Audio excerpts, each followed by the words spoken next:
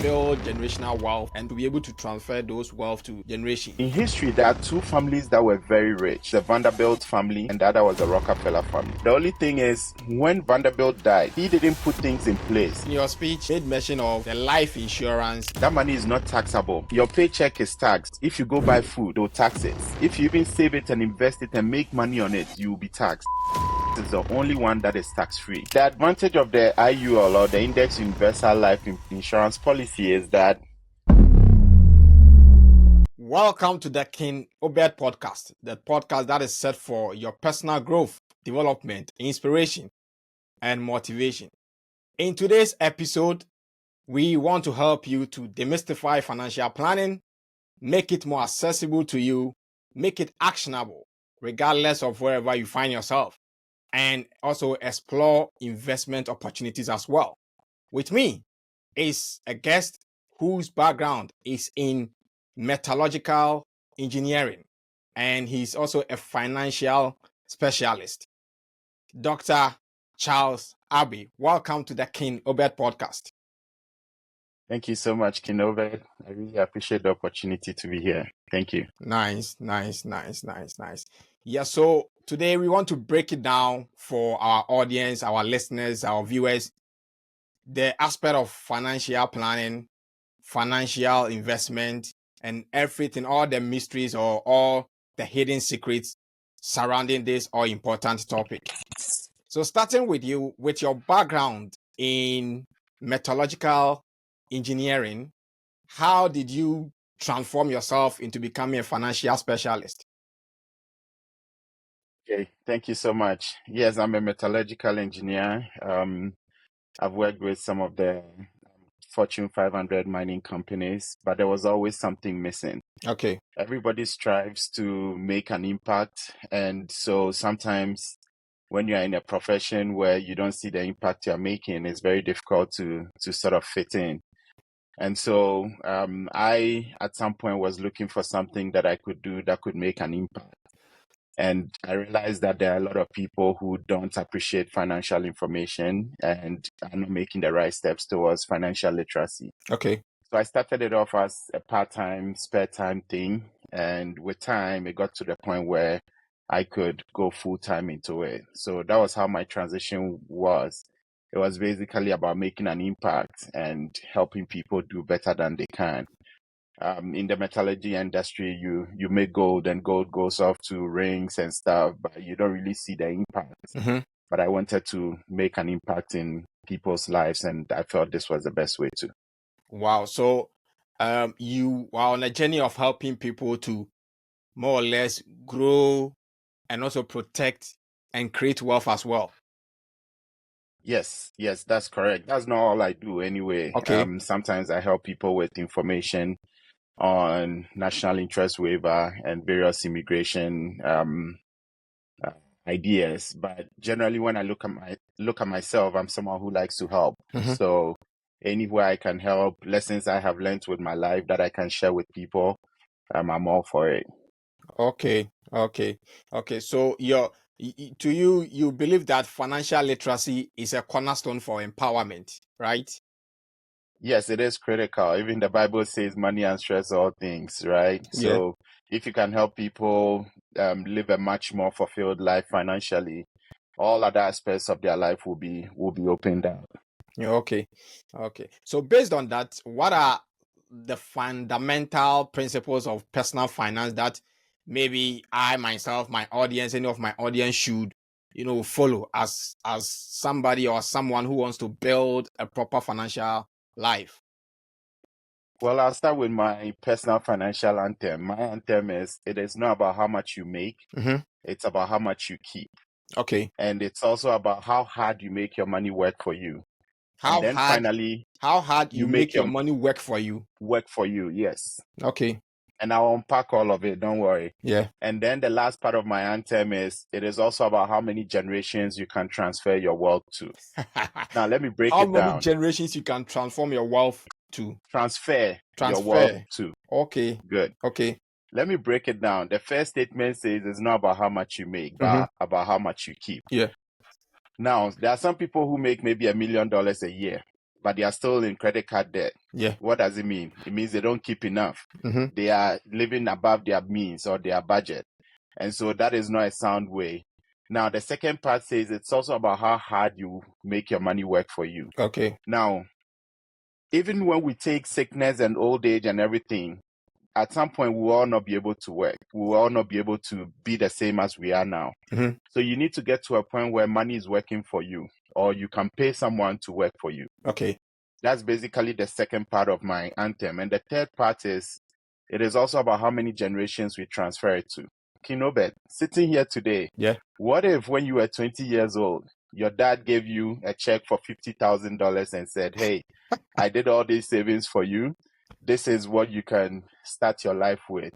Sure. Immediately, you can put it down for your first down payment for your house. Mm-hmm. Now, the reason why that is important, because when you look at our community, and when I say our community, I'm expecting that you understand what I mean. Yeah. But other communities, they are able to transfer wealth generationally. You see, let's say an Asian or an Indian or a Chinese, they come to America and they're able to hustle. Maybe they come as immigrants. They hustle, maybe buy a 7-Eleven or build a 7-Eleven. Mm-hmm. They take good care of it, and then they hand it over to their son or daughter. That daughter comes, takes care of that 7-Eleven, Yeah. works hard, maybe adds 3 more stores. Then hands it over to their kid, who also comes, works hard, add 5 or something more stores. That is why they are doing well. Yeah. For most of us, our wealth is only one generational.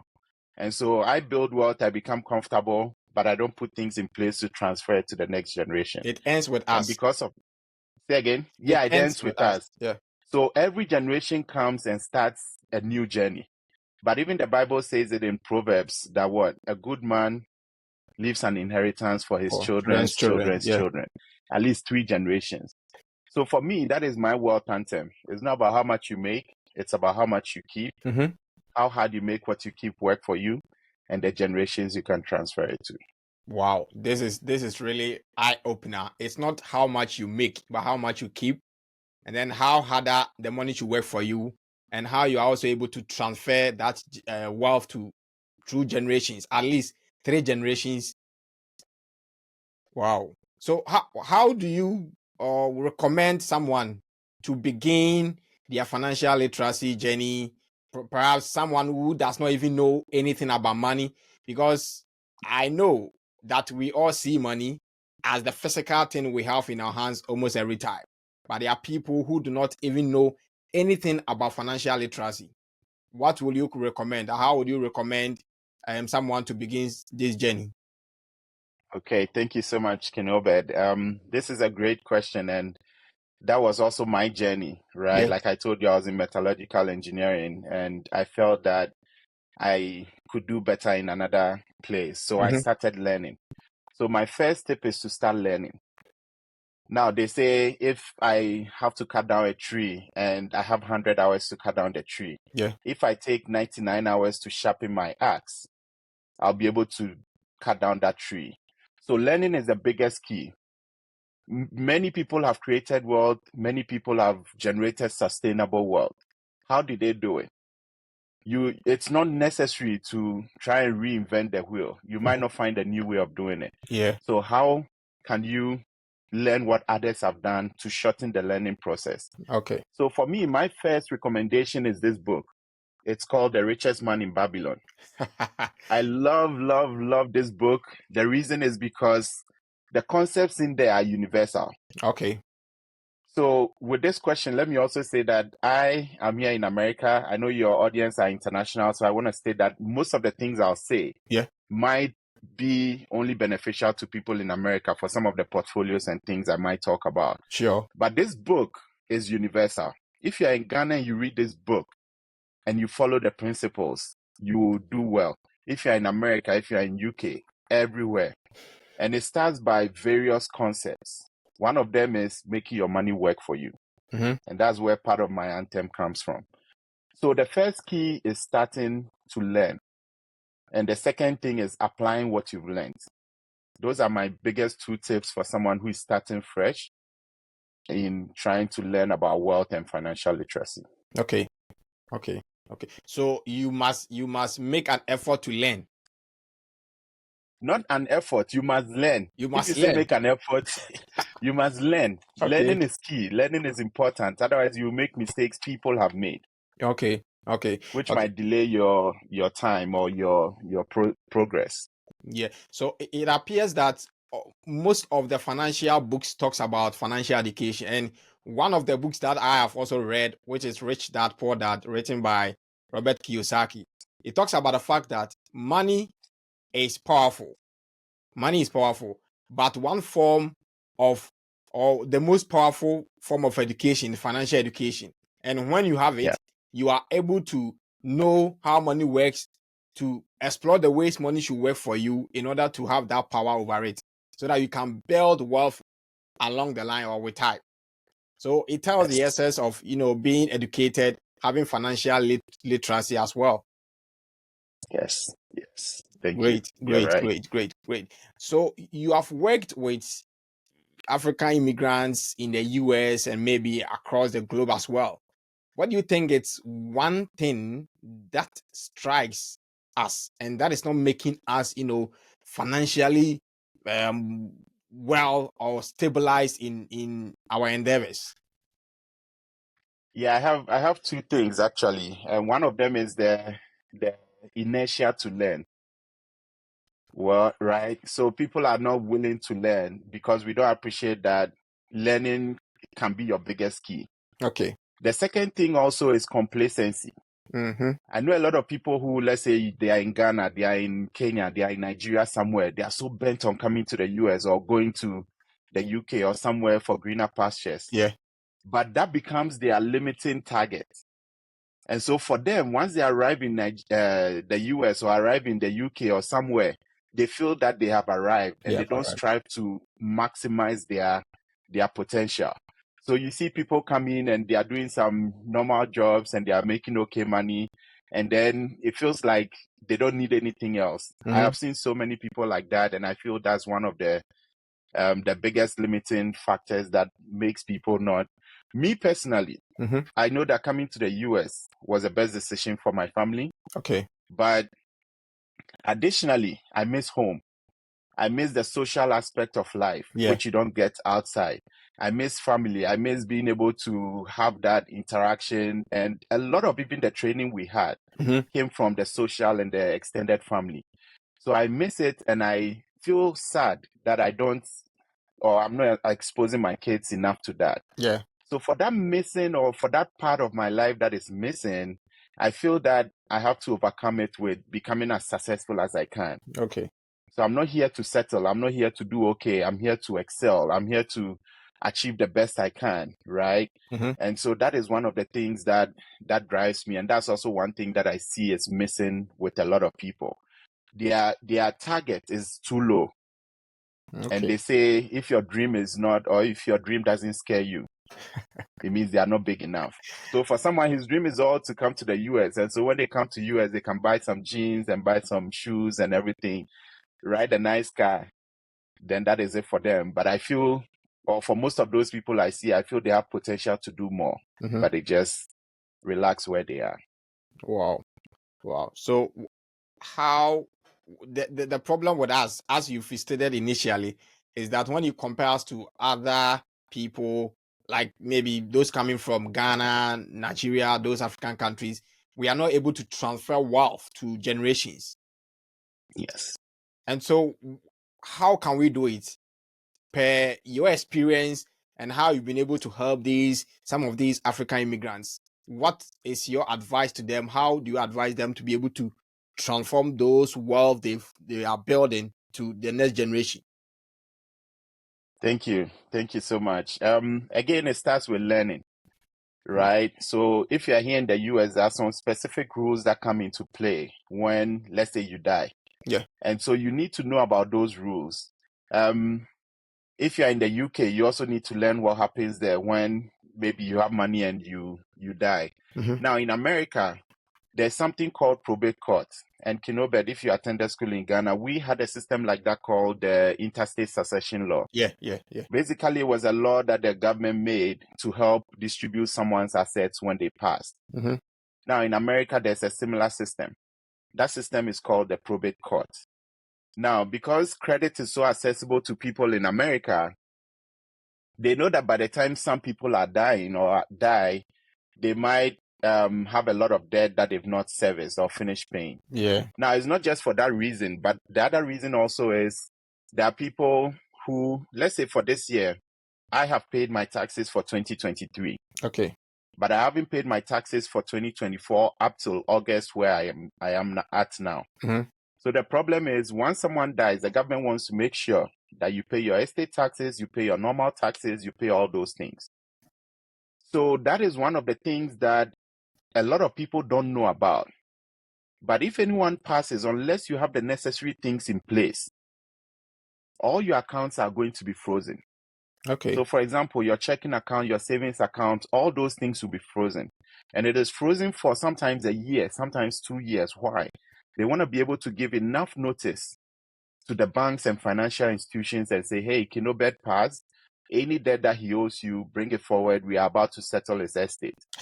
In Ghana, when we say estate, we mean Yaniba estate, Bokrom estate. But in America, it means your bills and everything you left behind. Oh, okay. So there they do the plus and minus, plus and minus, plus and minus. Now, if you don't have your assets in the right places, one, they'll be frozen for at least a year or sometimes more. Because of that, let's say if I'm the sole breadwinner of my family, Mm-hmm. how does my wife keep paying rent or the mortgage? How does she keep the car and everything? That is how a lot of our families lose assets that they've worked hard to get. Yeah.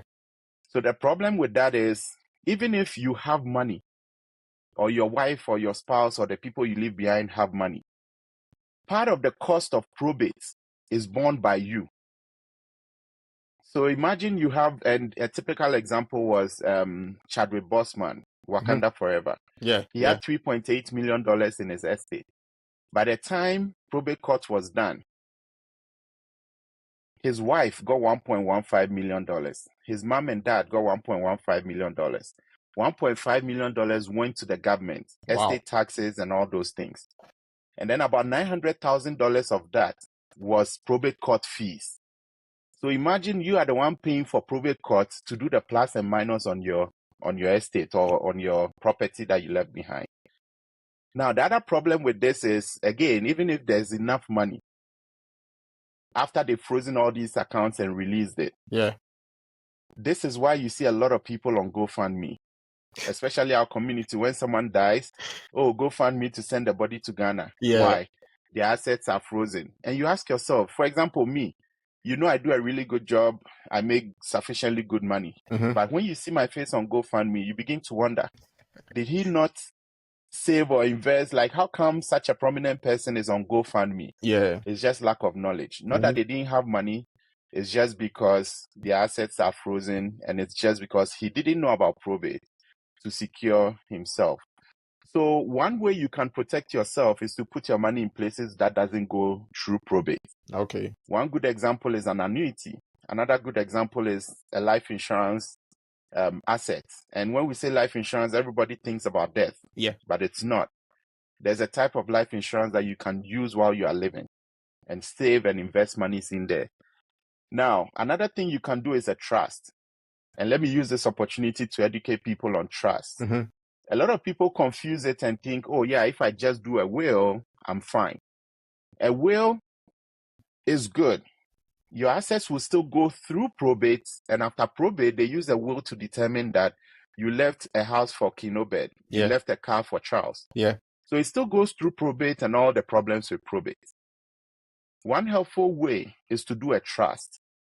What a trust does, in my understanding, is it isolates you from all your property. So, for example, while I'm living, if I do a trust, the trust is called a living trust, which means it is living. Now, I transfer all my assets into the trust, but I am the caretaker of the assets. Okay. So it's still mine. I still withdraw. I still transfer. I still do whatever I need to do with it, but it belongs to the trust. And so when I die, it's just like the CEO of a company. When the CEO dies, they just pick a new CEO who is managing the company. So for a trust, when I also die, whoever I chose to be the next in command on my trust is the person who comes to take over, manages the assets, uses the money and everything to take care of my kids or whatever I decided in the trust. Yeah. And so me personally, I don't own anything. And so when I die, there's nothing to go through probate. Do you see? Yeah. And that is the power of a trust. And again, people have to educate themselves about these things to know that, okay, this is what I can do today while I'm alive, so that when I'm not around, the people I care about don't go through issues. Wow. Wow. So these are some of the key ways to, build generational wealth to be able to transfer those wealth to generations. Yes. Yeah. Yes. So you Let made, me give okay. you. Mm-hmm. Sorry, go ahead. Oh, okay. You can. I was going to add Yeah. something to the generational wealth part of it. Yeah. Now, in history, there are two families that were very rich. Okay. One was the Vanderbilt family, and the other was the Rockefeller family. Now, I think they were as closely in terms of how much money they had. They were comparable, if I should say. Yeah. Now, the only thing is, when Vanderbilt died, he didn't put things in place. So all his generations after him just squandered the wealth. And recently, one of his grandchildren was said to have died broke. I don't want to mention their names, but Yeah. it's now the other family was the Rockefellers. This guy was very rich, but he set things in place that when he died, his generations after him are still able to enjoy the wealth. How did he do it? He put together a trust and stipulated how you get money from the trust. So you can get money from the trust to start a business. It is a loan that is given to you, and then you have to pay the money back. And that is how the generations also keep having money, and the money is kept going. And that's also a different topic to talk about on a different day. It's a lot. Yeah. But anybody who is interested on learning more about something like that, you can read this book, What Would the Rockefellers Do? It's a really good book. What would the Rockefellers do? Okay. It's a really good book on transferring generational wealth. I Interesting. encourage anybody who is interested to read it. I think I have it somewhere on my shelves. Interesting title. What would the Rockefellers do? Yeah. Wow. So in your speech previous, you made mention of the life insurance, the indexed universal life insurance, and you said that it's quite different from the life insurance that we know. So for those who are not so familiar with that kind of insurance, throw more light on it for us. What actually is it? Okay. So an index universal life insurance policy, I call it the real deal. A lot of people call it a family bank strategy, etc. Mm-hmm. People have different names. Now, what it does is, again, one of the things that is important for us to do, especially when we come to foreign land, is to unlearn some things that we know. Yeah. So I say unlearn, learn, and keep learning. Now, unlearn because and keep learning. Unlearn, learn, and keep learning. Oh, unlearn because a lot of people have some ideas about, let's say, insurance that we bring from Ghana. Yeah. Maybe because you couldn't trust the insurance system in Ghana. Maybe. But even I recently had a really good experience in Ghana about insurance. So maybe another question I can talk more about it. Yeah. But because we have that impression about insurance, when someone starts to talk to us about insurance, we don't want to listen to it. And that is a problem. But if you learn, you realize that an index universal life insurance, and basically insurance, is a very critical tool for building wealth and also transferring wealth. Now, there are different types of insurance. There's term insurance, there's whole life, there's even group insurance, which is what your company gives you. Yeah. Then there's what? Index universal. Now, group insurance, your job gives to you. So that is great. It's cheap. It's free. Get it if your company gives it to you. Don't reject it. Mm-hmm. The problem is, as long as you are an employee, is when you have it. So it's on that condition. When you are laid off, when you are fired, when you leave the job, you no longer have it. Okay. Then there's term, which is temporal. The short thing I'll say about that is, it is like renting a house instead of buying a house. If you rent a house for 30 years, you move out with your clothes and your car and whatever you own, but you don't own the house. Yeah. Now, the index universal is the buying a house idea. Because with that, everything you're doing, you are generating cash value, which is a very strong investment tool. The other great thing about index universal life insurance policies is that they add 3 things that could be critical in wealth building. What are those 3 things? Mr. Obed, today you sitting here, you are only productive because you can work. Yeah. Am I right? Yeah, sure. What if you are sick in the room? Would you be able to generate money? No. So one of the biggest 3 or the top 3 financial dream killers are terminal illness, chronic illness, critical illness. A lot of us start building wealth without having protections against those things. And so maybe 5 years down the line, yes, you've been successful, you've saved or invested $500,000, but that money can easily be squandered if you get sick. And so a lot of people try to build a house without having a good foundation. A good foundation is protection. Protection from these financial dream killers. If you're ever sick, how does your kids keep life the same comfort level?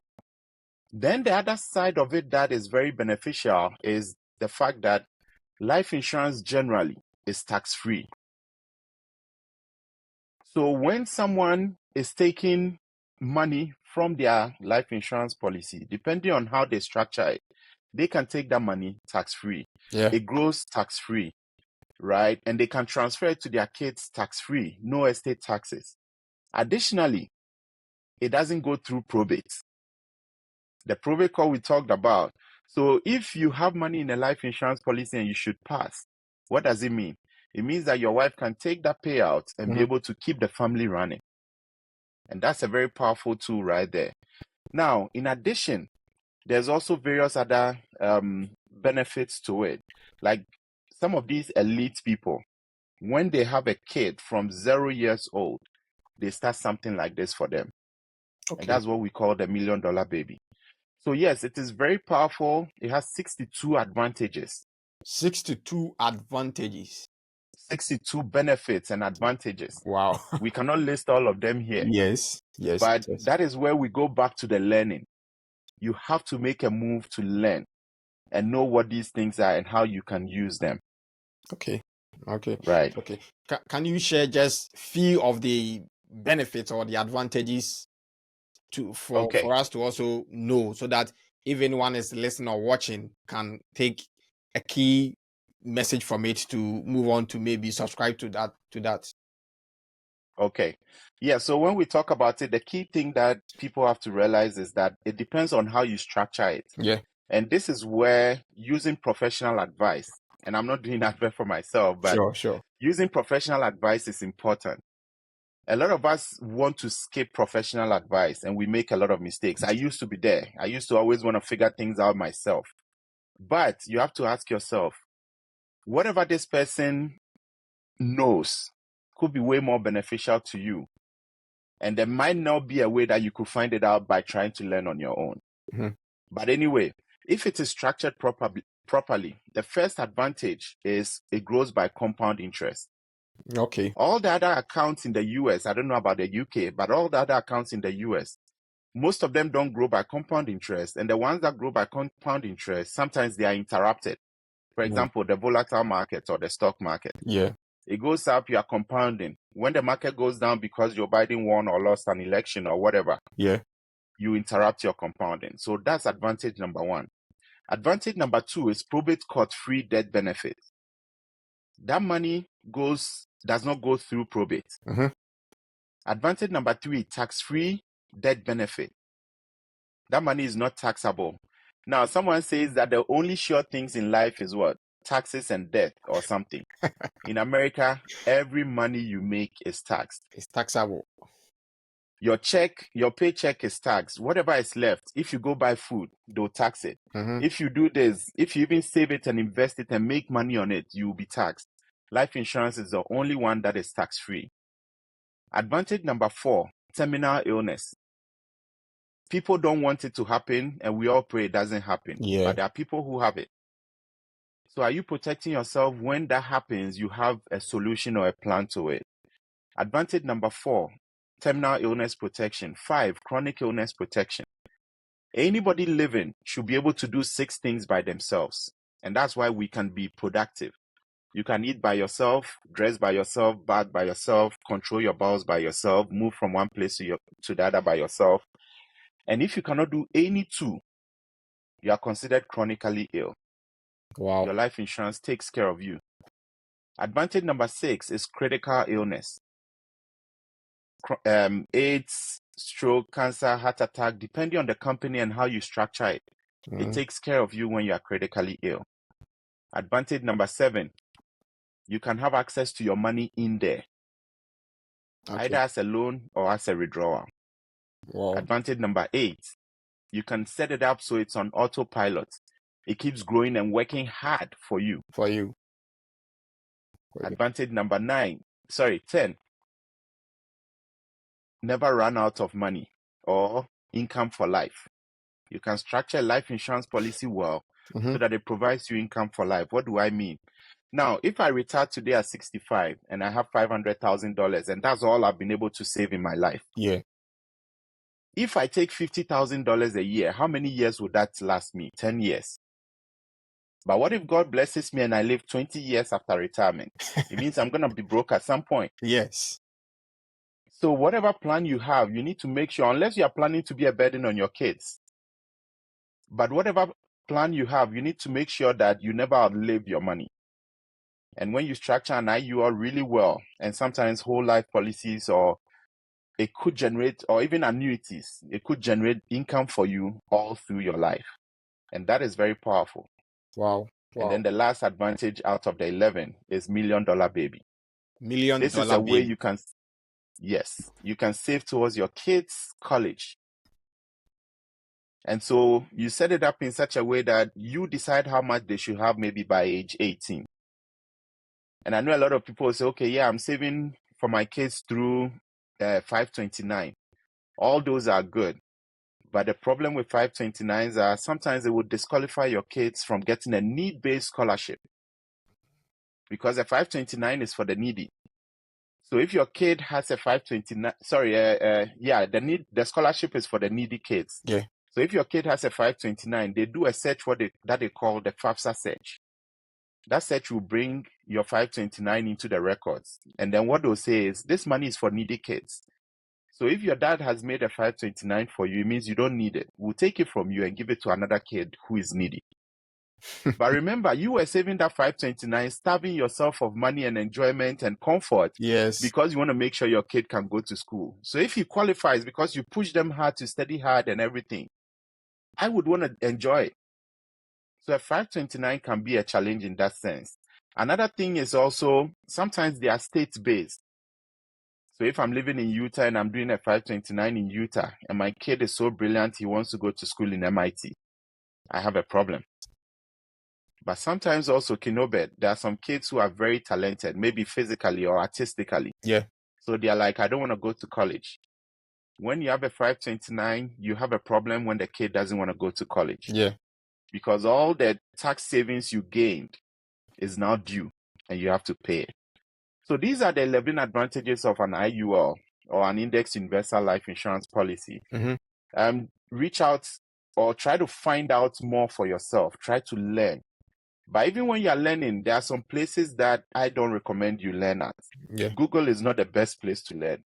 For those who have done graduate degrees, you know that your advisor would never accept you using a reference in Google. Yes. Or at least even minimize it. Why? Because I can go onto Google and post anything. I can go on TikTok and post anything. There are some people who are licensed and they are regulated to say or tell you the right things. Those are the people you have to talk to. Great. This are great financial tools for anyone to get into. But for every investment, like you talked about the advantages and the benefits, there are risks attached to it. With respect to the IUL, what do you think are some of the potential risks associated or the downsides of this insurance policy? And per your experience, how can it be mitigated if such things occur? Yes, thank you so much. So yes, the advantage of the IUL or the Index Universal Life Insurance Policy is that it is not for everyone. Okay. And so you have to qualify for it. Now, because it's based on the insurance aspect of it, you have to be insurable. And what does insurable mean?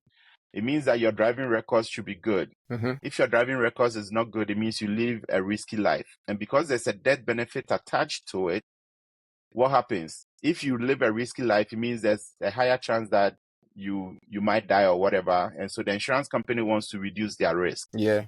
So the disadvantage of it is you have to qualify.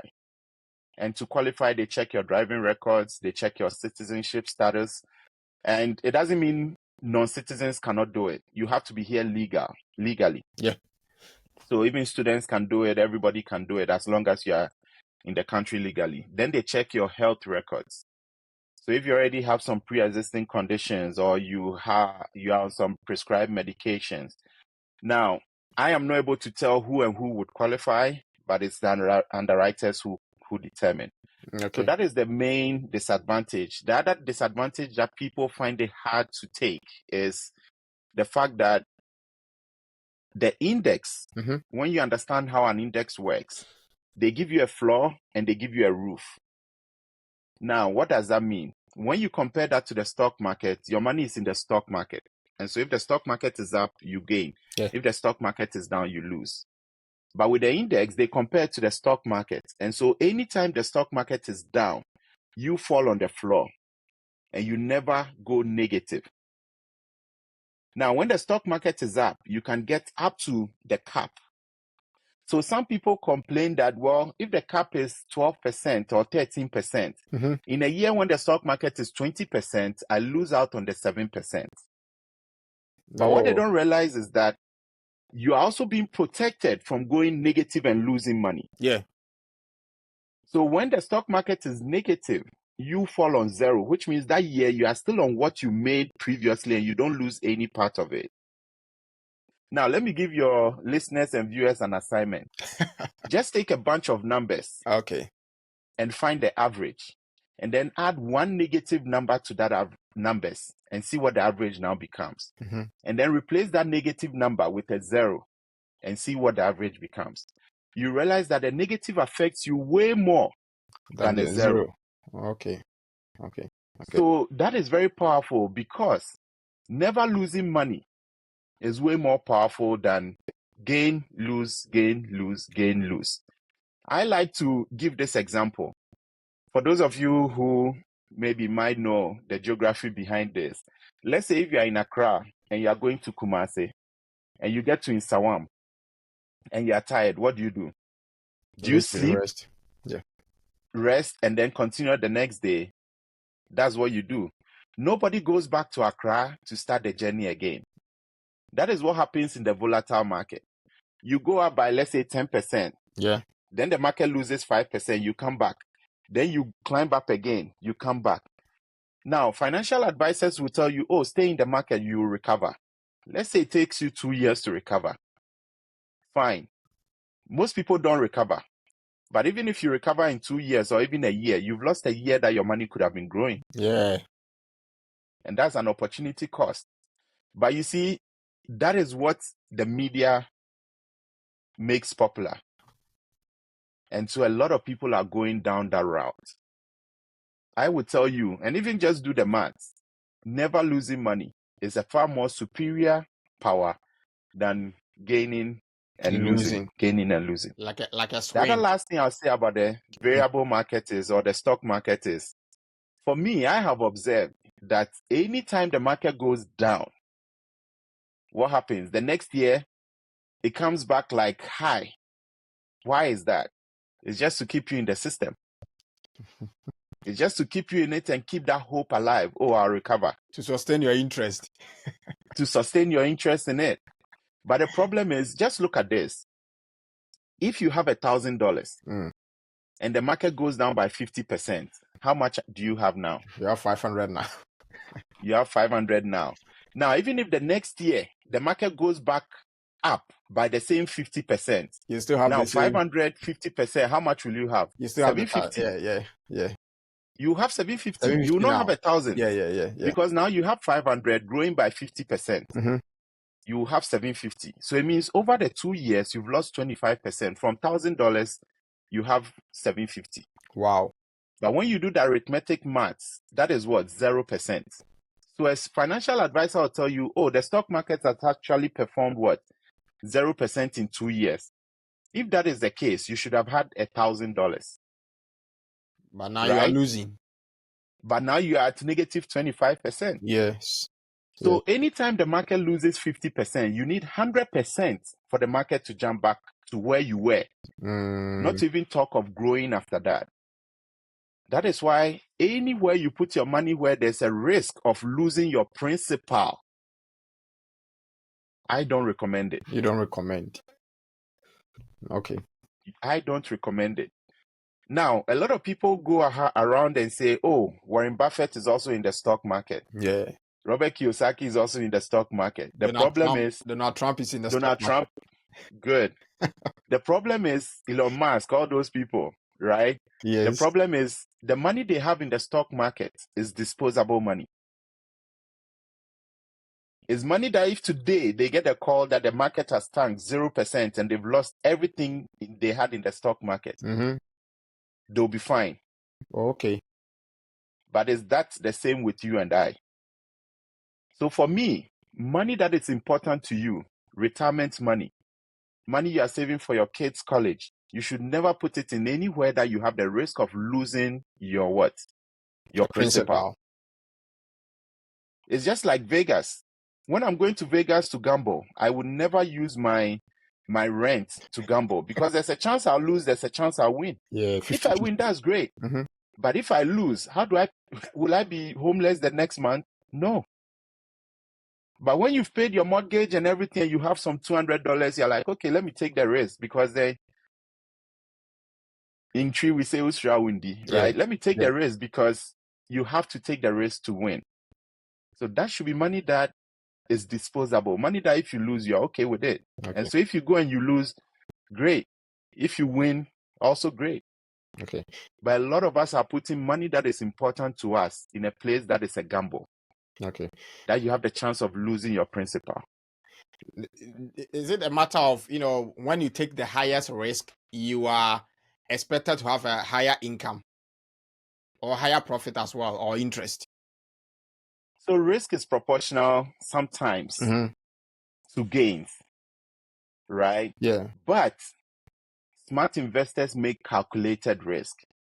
So something that is purely based on chance is not a smart risk. So for example, all these big businessmen, Warren Buffett and all that, when they say, oh, I took a risk to buy maybe Pampered Chef, it was smart risk that they had hired, let's say, financial advisors, forecasters, actuarial mathematicians to look at it and say, yeah, Pampered Chef has been doing this well so far. So if I put money into it, there's an 80% chance that I'll make it back. That is smart risk. But anything that's purely based on what? Risk or gamble is not smart risk. Okay. So your advice to listeners or viewers will be to make calculated, research about some of these things, and then know where to put their principal in with respect to whether it has higher risk of them for them to lose their money, their principals, or to gain and also have on top of it an interest or extra profit as well. Yes. Okay. So in your previous analysis, you made mention of annuities, yes, as one way of building generational wealth and also helping keep the next line of people who will be behind us, so that they also not struggle in their financial life as well.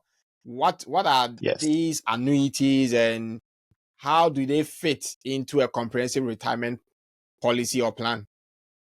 Yes. So now let me give you a little bit of history about retirement in America. Previously, you could work for a company and they guaranteed you a pension. And that was why our parents and older people lived, maybe they worked 40 years with one company and they never moved. Why? Because they knew they were guaranteed a pension. Yeah. Now, those are called defined benefits plans, which means that your benefit is defined. All you needed to do was to work for the company and qualify for it by working for the company. Okay. Now, with time, employees and businesses realized that they didn't want to keep the risk of being the ones to manage the pensions. Now, why did they decide that? When you're on a pension, it means that the company has a responsibility of managing the money. And so if they don't manage it well, they still have to pay you your pension. So whether they borrow or whatever. And that was a risk that was maybe they didn't want to keep having. So they sort of brought out this 401k. Now, 401k now is a defined contribution plan. What that means is that you define your contribution, but your benefit is not defined. Okay, so what do For you mean me, by that is what do you mean by you define your contribution? Is it that you state the amount of money you want to invest or deposit into the Yes. pension plan?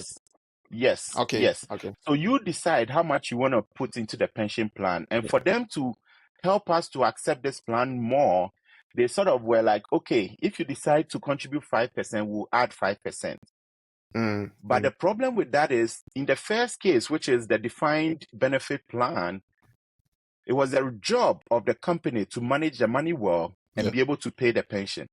But when they switched it to the defined contributions plan, now the risk is on you to manage your own money.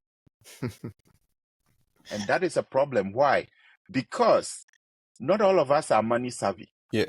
Not all of us know how to manage these portfolios. And so the lure was to tell you, oh, if you contribute 5%, we'll add 5%. And people are like, oh, wow, 5% is great. It's great. But when you even take that 10% and you don't manage it well, it doesn't amount to much. Additionally, that amount was invested in what? The stock market and the variable market. Because of that, there's a risk of losing your money, even your principal or part of your principal. Because if you wake up tomorrow and the market has fallen 40%, like it did in the year 2000, in 3 years, the market lost about 40%. In 2008, it also did about 38% loss. So in that case, if you've been working for 30, 40, 50 years, and you've saved $1 million and the market loses by 30%, you are down to what? $700,000. $700,000. And that is a big problem. So one thing that you are beginning to see these days is, and there are so many documentaries on it, very old people who are still being forced to work. Why? For example, and most of them, you see them sometimes as greeters in Walmart and those places. You see them so old, you ask yourself, is this person not able to enjoy retirement? It is because they did what everybody told them to do the 401k. Now, let's say you save your money to $1 million, and at age 64, next year you are going on retirement. And then the market falls by 40%. What happens to your retirement? You've lost 40%. So if $1 million was what you needed to be comfortable, keep your house with 2-bedroom house or 3-bedroom house, where you created all the memories with your kids, and you want to keep 2 empty rooms that when they come back to visit with your grandkids, they can come stay there. Now with 60% of what you plan to have, and even that 60%, you have to pay taxes. So if taxes is also another 25 or whatever percent, way lower than the 700K. So now you have 2 options. Either you keep working or you reduce your comfort level in retirement. Both of them are not desirable, because now you have to move into a 1-bedroom or a 2-bedroom apartment with your wife, and you have to take some small jobs with Walmart just to bring enough money to maybe buy groceries or keep other things going. And so the defined contribution plan, in my opinion, is not the best, because 1, we don't have the know-how to manage it and manage it well. 2, it has issues with taxes. 3, it has issues with the stock market and timing even. Because if you're about retiring and the market hits you hard, what do? You don't have time to recover. Then you become a burden on your kids. So an annuity, sorry, I almost went off and I didn't talk about annuities. Yes. So annuities is also another retirement plan. You can set it up for yourself. And if you worked in a company and you are no longer with that company, you can roll your 401k from there into an annuity. The advantage of an annuity is the company will give you sometimes a 20% bonus on day one. So if you have 100k and you roll it into an annuity, that day you sign the contract and everything, that 100k becomes 120k. Okay. Then they grow it in an index strategy where you never lose money, right? So with time, that grows way better than a variable market. And then the third part of it is sometimes, depending on how you structure it, they can look at what you put in and tell you, if you put in 100k at age 20 or 30, by the time you are 65, it might have accumulated $1 million. Mm-hmm. So we can pay you maybe $100,000 every year, all the way till you die. Okay. So in that case, you never outlive your money. As compared to a 401k. 401k, if you have $1 million and you take 100k every year, 10 years it will be finished. After that, if you are still alive, you have to struggle. But with an annuity, depending on how you set it up, they will guarantee you an amount that they can pay you every year until you die. Okay. So even with on retirement, when you've invested in this annuity, you are still earning income, or you are still taking more or less like in quote salary. Yeah, you can set it up. So they call it annuitization. Okay. So every year they pay you whatever your amount is. So let's say depending on what you put in, they will calculate. They have actuarial mathematicians and everything. Mm-hmm. And then they'll calculate and say, okay, because you put in 100k at age 20, by age 65, it would have become $5 million. And so we can pay you maybe $100,000 every year for as long as you live. So if you live till age 121 or whatever, you realize that you've taken way more than you've contributed. Yeah. The good thing about it is it has a death benefit too. So if you die too early, they pay a lump sum to your beneficiary, and that money doesn't go through probate. Right? Mm-hmm. And so it's a very powerful tool. No matter how you look at it, you gain or you benefit way more than you put in. Okay. Are there different types or different kinds of annuities, or just one way? Just invest this amount or deposit this amount, and then that is all. Or there are different kinds of it. Maybe with respect to whether you have chronic illness, you have maybe it's a fixed term investment or something of that sort. Yeah, there are various types. And so when you meet with a really good financial professional, they would look at the things that are important to you. For example, you talked about chronic illness. There are some that have riders for those. So if you feel like that is important to you, you can add that as a rider. You can add various things to it. You can even determine that if you should pass without taking all your money, the rest of it, when they are giving to your kids, they shouldn't give it to them bulk. They should say give them 50k a year because you are not sure your kids will take good care of it and they will squander it. Yeah. Especially if you know your kid will buy a Lamborghini or something and just mess the money up, right? So there are ways you can set it up, so many different ways. But when you meet with a really good professional, they will find out what your interests are. Then they'll give you pro advice. Then they'll bring the pro advice with your interests all together into the best. Because sometimes not what you want is the best. And they'll bring that to your knowledge that, oh yeah, this is what you want, but you might look at also this. And then once you agree on something, then you can set it up that way. Okay. These are great tools to build financial wealth as well. Talking about this life insurance, annuity, building trust, and all those kind of things. But you see, sometimes, like you said, it's not how much you make, but how much you keep. And so there are some of us who make the money, but yes, we cannot keep them, right? So, for instance, let's talk about budgeting. If maybe I earn like, let's say $2,005 in a month, what are some of the ways that you can advise me to engage in effective budgeting? Yes. So I have one big rule. That rule is to live below your means. Live below your means. It's that simple. and that is budgeting. People don't want to hear it, but it's simple. Live below your means. When you see all the rich people, they live below their means. Interesting. Now, let me tell you a way around it. Mm-hmm. Be truthful to yourself and do your budget based on living below your means. And whatever you have to spend, if it is too low for you, your next step is to find ways to increase your means so that your below your means becomes comfortable. Okay. That is key. What do I mean? Like you said, you make $2,500 a month. Mm-hmm. Now, live below $2,000, right? Yeah, okay. And then structure it. Okay, my car is this, my this is that, the house I live in. There are so many people who live in too much house. Too much house.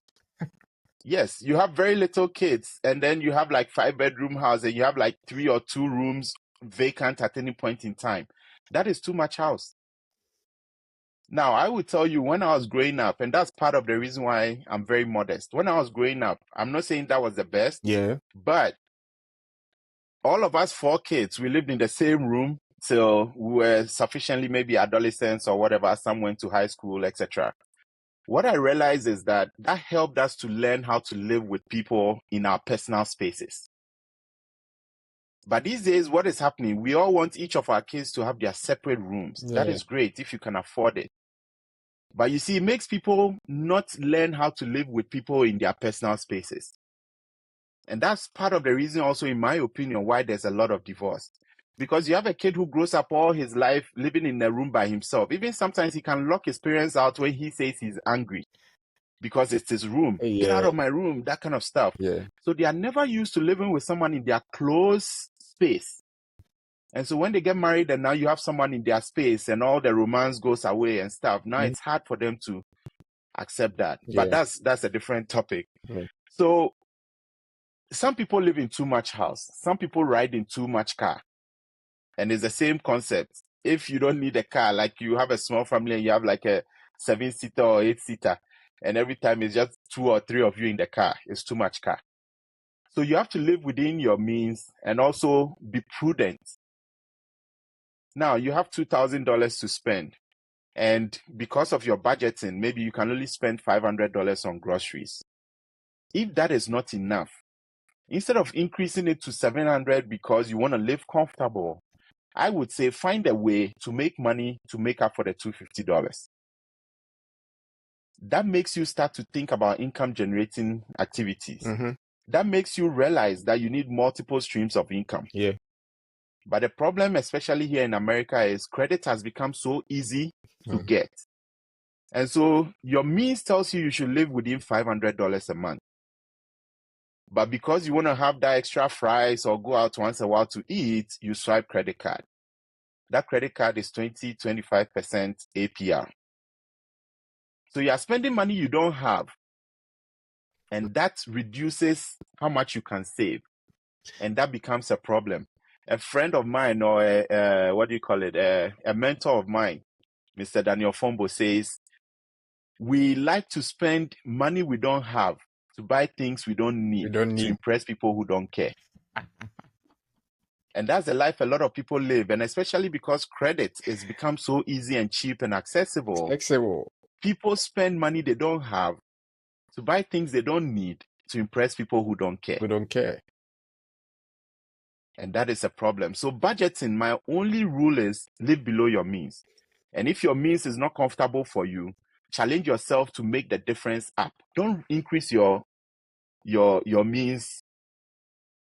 Challenge yourself to add up. Yeah. And once you add up, you can increase your below your means. Okay. So with respect to that is well elaborated, but with respect to finding ways to build extra income, ways of generating another, because for most people, where maybe if you read this man's book, Robert Kiyosaki, Rich Dad Poor Dad, he states that the difference between a rich dad and a poor dad, and in some of his statement, he states the income statement and then the balance sheet. Then in the income statement, you see that your income flow for maybe the poor man or the poor dad is just one source, the salary. And you see that at the expenses side, there are so many expenses moving out. So just one source of income and the money going out. How can we, or in which ways can we generate extra source of income? What are some of the ideas maybe you can share with us, your experiences, your engagement with some of these African immigrants that and those in the diaspora that you've dealt with over the years? Again, I'll go back to unlearning, learning, and relearning. Relearning. I will tell you one problem. We are conditioned to think that we need to work for someone. And so we are always closed-minded to what? Entrepreneurship and having a business for ourselves. And I'll tell you one thing. When I decided not to keep staying in the metallurgical engineering industry, people looked at me and they're like, this guy, like, what is wrong with this guy? He has a PhD and he's leaving it to go do something, right? That is our conditioning. But you have to ask yourself, for someone who has a PhD, it means that I've done research. Yeah. I've looked at the numbers and I'm like, yeah, this is what is best for me. So we need to move away from the prejudice and the way we've been conditioned and trained to think that only a salary is what. You can start a side hustle. You can start something that is joy to you, like a hobby, right? Maybe you've been cooking some really good jollof and people are like, man, this is your jollof, and you're excited about it and you're always cooking it for free. How about starting to maybe put it on a food truck or something and make some money on the side, right? You are really good at weaving or you are really good at knitting or something. How about getting some money from there? Robert Kiyosaki said that he bought like a Ferrari or some luxury car from one of his income. So anything you need, build an income to pay for that luxury. Yes. Right? So if you like going to restaurants, start something that will generate money. So if $50 is what you need every month to enjoy the restaurants you like, do a job that brings in that income. With that said, I can recommend that going into the financial services space is very lucrative. But a lot of people close their eyes to it. If you want to do a good job and you want to learn it really well and help your families and your people and the people in your community, it is also very lucrative. Yeah. So basically, look for several streams of income. It doesn't matter what it is, but my rule is look for something that still allows you time with your family. That is my rule. You don't have to follow it. Yeah. Look for something that allows you time. And these are the three things that are important to me: time freedom, location freedom, and money freedom. That's what I look at when I'm looking at a job now. Now I don't Time look freedom, at, I'm a money freedom, time location freedom, location freedom, and money freedom. Okay. I don't look at, I want to do this job for prestige. I'm a doctor. Everybody calls me doctor. When I meet you for the first time, I don't introduce myself as doctor. Yeah. I don't care about prestige anymore. I care about time freedom, location freedom, money freedom. Money freedom. The job I do now, I can be in Ghana and having my meetings over Zoom. All I need is internet. Yes. So I have location freedom. I can, when I decide to have a meeting with someone, I meet at a time that is good for me. Yeah. So after I've gone for my kids' PTA meetings, I've gone to playground with them, we've done all we need to do, I can schedule meetings sometimes 8 p.m. That's when I'm free. And then money freedom, a job that pays you really well. Okay. So I cannot prescribe a particular profession or job or side hustle, but you look at the things that are important to you in your life. I value family life a lot, relationships. So I want a job that will give me that satisfaction. Wow. Great. And you've been talking about credit cards. You've been talking about ways and means in which is the expenses aspect of our, let's say income sheet gets out, and then it takes all the salary away, and then we run into debt. So how can we manage debt when I get myself into debt? Maybe credit card debt, bank, going to the bank to take higher interest loans and stuff, and I run into debt. How do I manage it per your experiences and you been in contact with some of these people? How have you helped people to come out of debt and stuff? So the Bible even says that the borrower is slave to the lender, right? And so, first of all, you're a slave if you want to live on debt.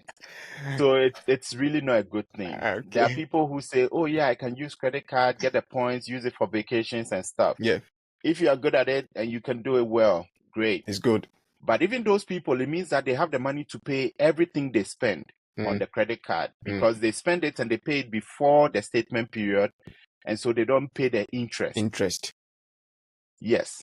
And so if you have credit card debt, the first thing to do is to start living within your means or your budget. Everything else you buy with a credit card, if you can stop it, stop it. Sometimes you can't, but you have to move slowly towards reducing it. Yeah. And then they have what they call the debt snowballing. So you pay the minimum on each card, and then whatever extra you have, you focus on the smallest debt. And then eliminate that credit card. So let's say you have $1,000 on one card, 2,000 on another, 5,000 on another. Pay the minimum for each of them, and any extra you have, pay down the 1,000 quickly first, and then move whatever you've been paying onto the $2,000 card. Now, the trap is people end up paying the $1,000 card, move to the $2,000 card, and then they start using the $1,000 card again. And then it builds up there. And then it becomes a cycle. Waiting for them. Yes. So again, live within your means, and that means not using credit card. If what your means are is too low, increase your means. Add other income generating activities. And then you can clear the credit card debt quicker and then be free. Because just imagine, if your credit card is 20% APR, it means that if you owe $1,000 in a year, you pay $200 more. Yeah. So imagine if you finish paying off that debt, that is $200 more that you can now save or even put towards your what? Your investments, or put towards that thing that you were using the credit card for, like buying, eating outside. Yeah. Now, we also have to get to the point where we shouldn't care about keeping up appearances. Because sometimes when you realize you are in debt, you have to drastically do something different. They say you cannot solve the problem, or you cannot find a solution with the thinking that caused the problem. Yeah. So sometimes it might mean drastic changes. For example, maybe not buying a new car. Your car is old, but it's still running. I used a car that was running more than 200,000 miles. It was in good shape. It was running well. I could buy gas, right? It was fully paid off. I used it for as long as I could, even though I could have changed it.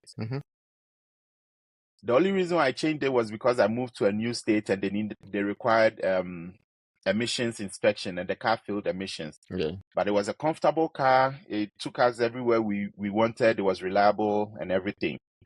Now, some people want to live up to appearances. So they want to have a 4-bedroom house because their friends will come and visit. They want a comfortable place to stay. Because of that, they'll buy a house they'll pay maybe $2,500 every month. And sometimes the people who they were expecting to come visit will only come once in a year. Yeah. Why not buy a $2,000 house? And then the one time that friend will come, you can use the $500 you may have saved over a year. That's about $6,000. You can use $1,000 out of that to rent an Airbnb for them close to your house and save $5,000 more. Do you see what I'm saying? Yes. Right? Yes. And again, anybody who loves you, who wants to come visit you, maybe they could also even afford an Airbnb for themselves anyway. So if you can afford it, yes. But if you cannot, buying a house or some other expense because you know friends will come, or because you want to live a certain life or whatever. You see, some people have nice houses. They have nice cars. Yeah. They have leather seats. They have like 100-inch TV. They have all those things. And then when you tell them about something important that they should do, they're like, yeah, I don't have money to. And you look at the house they are living in and you're like, man, if I shave this off, I could even save you $1,000 every month. Yes. Right? They have all the subscriptions. They have all these things. They have all that. I'm like, so yes, in terms of debt, you always have to come down to living within your means. then make extra to pay it off, Okay. and then keep it off. Okay. But you see, in all of these, there are people who just believe that, it's life. You got to enjoy the life when you, after working so hard, regardless of whatever happens, you need to spend your money well and all those. So people, in as much as people are guarded, they also lose track of all these things that, yes, it's a continuity. Life is a long process. They keep on enjoying these stars, and because they say, if I have money and I want to buy a house, yes, maybe you think that financial expert thinks that buying a house at that point is not so financially, worthy of it. But you buy it, and then later you incur additional cost on maybe maintaining the house, paying mortgages, insurance, and stuff. People say, let's enjoy the money. What's your take on that? Yes, that is a great idea. I like to enjoy money. I like to live a comfortable life. When I tell you about these budgeting things, I'm not saying that I live a pauper's life, even though I can afford it. Yeah. What I'm saying is that decide what your means are, and decide what your comfort level you want it to be, right? Maybe a vacation every year is not a bad idea, right? And now challenge yourself to work hard to enjoy the life you want, not at the expense of your future. Okay. That's all we are saying. Because as you are racking up debt today, you are creating an expense for your future. Yes. As you are living in a house that you can't afford today, you are taking away wealth that you could have had in the future. Because if you don't have it today, but you are spending it today, where are you taking it from? You can't take it from the past. Yeah. It means you are taking from the future. Now, the challenge with the future is that as you are moving into the future, the risk of you not being able to work, whether through sickness or old age or whatever, is also going up. So now you get to a point where you spend money that belongs to the future, and you are in a situation where you can't work. And at that point, you've lost time. You cannot go back. So, yes, live within your means. If where your means is lower than your comfort level, find a way to bridge the gap so that living below your means is at your comfort level by making extra income. But don't take from your future. Wow. These are really great styles that you've really, expatiated and giving us deeper insight into the financial way of making it. And you see, we want to invest. We have some people have the money, but they don't even know where to invest, what to invest in, which way to start it as maybe a beginner into the investment world or to the investment schemes. So for someone new to invest in, what are the key concepts that they should understand maybe before putting their money into the investment market? Yes, my biggest advice is don't put your money anywhere that there's risk of losing your principal. Okay. Risk of losing your principal. The least you should accept is getting your principal back. So if I'm putting my money somewhere and there's a risk that I'll gain even 1,000% of it, but there's a chance I'll lose my principal, for me, it doesn't make sense to me. Because sometimes that chance of losing is what you will get, and you've lost your principal. At that point, you're better off having your principal that didn't grow and still having it than losing it. Yeah. So for me, any investment that there's a chance I lose my principal is not my cup of tea. Okay. The second thing is any investment that you don't understand. So if you feel it's still worth it, make efforts to understand it before you put your money into it. What do I mean? For me, when it comes to these cryptocurrency and Bitcoin, a lot of people say, oh, I've made this on it, but I just don't understand it. When they talk about this, there's this new thing that is also coming up. It's like an art that someone will do, and then you can buy it, and then with time the value goes up. Not art itself, but they have this name they call it. Right? I don't understand it. Crypto, I don't understand it that I can buy a virtual coin. Who keeps the coin? Like, what is that coin? Can I hold it? Where do I go? Like, I have been into the financial space for a little bit, right? But I still again, it's a volatile market. So already I don't like it because it's volatile. I can lose my principal. But the idea of digital currency and crypto and a coin and like, yeah, so I don't fully understand it. I've been trying to read about it. So yes, those are my two rules. Okay. Anywhere you put your money that you can lose your principal, be careful. Okay. Anywhere you put your money that you don't understand fully how it works and how you win, how it works, how you lose, how it works, so that you can mitigate the losses and everything. For me, those are the two big things that I look out against. Okay, so I would rather do a more steady, stable, safe investment that takes time than doing that get rich quick and, oh yeah, go put $1,000 by next week it will become 50,000. Sometimes it comes with greed, and it's the greed that gets you. Yeah. And It's the greed that gets you. And in Robert Kiyosaki's book, he talks about fear and greed. These are the two things that stop people from doing a lot in terms of making extra money as well. And so, still in the space of investing, what role does diversification play in a successful long-term investment strategy? Portfolio. Yes, diversification is good. Again, just like Warren Buffett and all those guys, they've diversified their portfolios. They go into real estate, because those things sometimes get hits at various points in time. So if everything is in real estate and the real estate market crashes like in 2008, you are down to zero. If you're only into stocks and the stock market crashes, you are down to zero. Yeah. So it's important that you diversify. For me, I focus more on diversifying between the solid investments that I have chosen. Okay. For example, my IULs, my annuities, and then I do between different companies and all that, because sometimes some companies might do better than others, right? Yeah. So diversification is important. It's critical. It helps to spread the risk and also mitigate the losses or the extent of the losses. Wow. So you've taken us through a proper financial education, and I must say we've really learned a lot on this episode, and you've given all the necessary tips, all the tools that we need to have that kind of financial freedom. And so you build a company and you're assisting people in doing all those kind of things.